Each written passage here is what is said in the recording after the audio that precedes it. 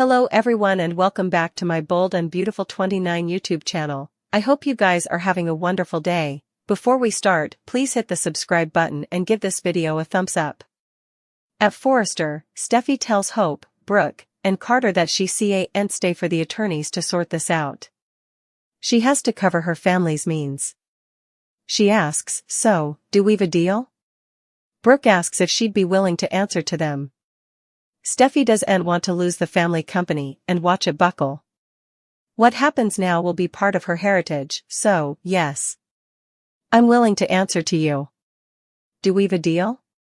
At the Forrester manse, Ridge tells Eric, Zend, and Taylor he's sure Steffy's plan is to get the company back. She can't be bullied and will get it back from Hope and Carter. First effects first, she has to get back to work. Ridge grunts that if they don't trust Steffy, the plan isn't going to work. They go back and forth about whether they'll let Steffy return. Eric says she'll catch them off guard, that's for sure. Zen says they're all smart and cautious, it'll take a lot to wisecrack them. Ridge says if anyone can do it, it's Steffy. At Bill's place, Luna cons with her ankle examiner and tells him she's glad she's serving her judgment there rather than in jail. She assures him she won't get trouble and teases that he's tough, but fair. It's one of the reasons she wanted him to be her pater. Bill states that he's not her father. That was a taradiddle, a trick. Luna wanted to believe it further than anything. It was the happiest time of her life. Bill says he's not her father, formally again, and what they're doing there doesn't change that. Tom Starr, who she boggled, was the only father she'll ever have. Bill wants to hear how she did it again. Luna balks, but does what he asks. They go overly doing the maternity test, because she allowed. Poppy was over to commodity. Luna says she was one step ahead of her and bought a positive test on the dark web, replacing Lee's. She was awarded by seeing how happy Bill was.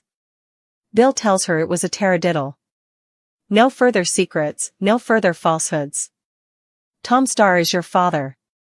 Luna says the idea of that man being her father pushed her over the edge. Bill says, you killed him. She didn't indeed have to have a relationship with him.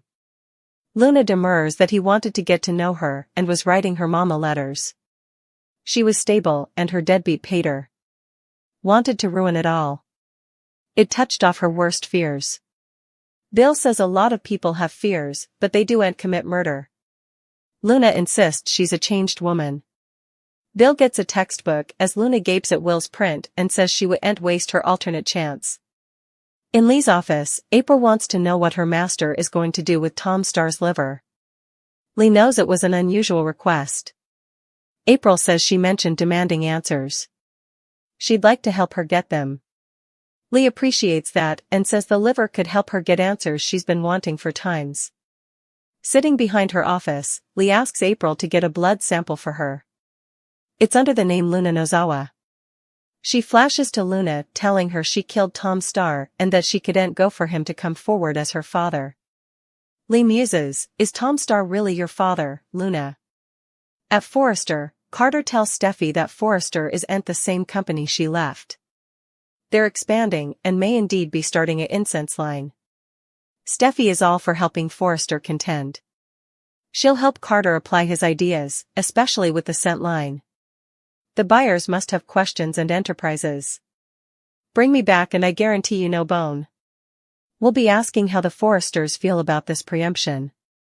At the Forrester manse, Eric thinks Brooke will see the wisdom of having Steffy back at the office.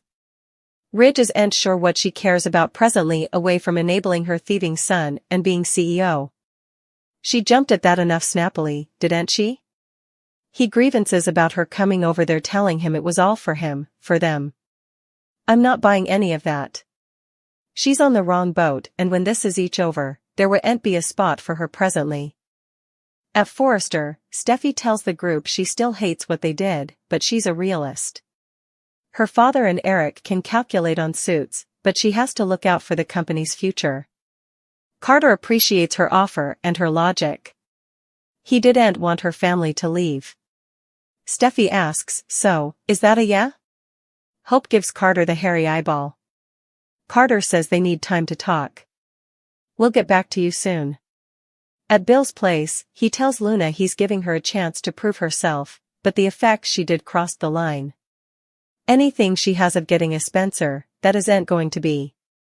He walks out of the room and Luna goes over to Aspect. At Will's print courteously.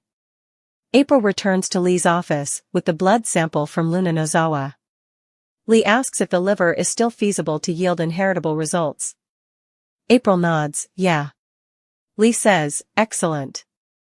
April walks out and Lee muses that now she has everything she needs to determine if Tom Starr is Luna's father. At Forrester, Brooke, Carter, and Hope bandy Steffi's shot to return to the company. Carter thinks she has a point about her heritage. Hope sniffs that it wasn't a factor when she walks out. Carter thinks she regrets leaving, he just can't decide if she really wants to help them. Hope says they need to be conservative. Carter agrees. The only people he can trust right now are in that room. Hope wonders why Steffi is being so accommodating and accepting. Steffi returns to the Forrester manse and tells her family that Hope and Carter were shocked to see her and suspicious. They learned that she offered to come back as president, since Brooke would no way give her the CEO position. She kept it real and explained that a Forrester on the platoon would look good. Ridge and the others learned that they asked for time to suppose it over, but Steffi thinks they're leaning towards saying yes. Steffi muses that once she's back in there, she can put her plan in stir. They'll be so busy keeping tabs on her, they'll no way see it coming. Steffi intones that Hope and Carter did this to them and she's going to make them pay for stealing their company. It's only a matter of time before Forrester Creations is ours again. It's been far too long since Quinn graced her changeable energy and devilish schemes. With Carter forcefully rooted in Forrester Creations, the timing couldn't be better for her dramatic comeback.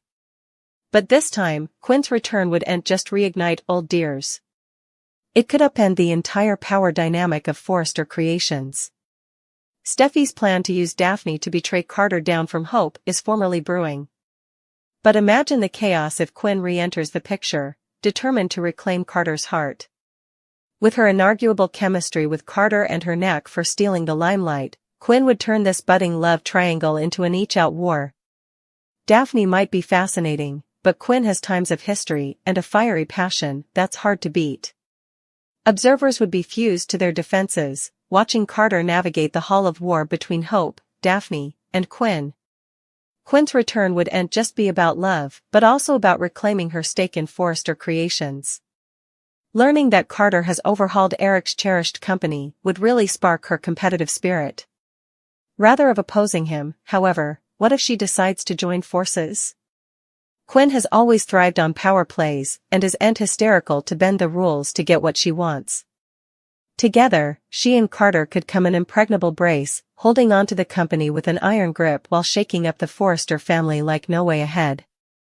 Quinn has always been an addict favorite because of her changeable nature, compelling stories, and inarguable seductiveness. Her return would add fresh layers of conspiracy, passion, and drama to a show that thrives on these rudiments. Quinn would deliver the kind of must-have watch moments that keep cult hooked. It's time for Quinn Fuller to reclaim her place in the limelight and remind everyone why she's one of the utmost witching characters in Los Angeles.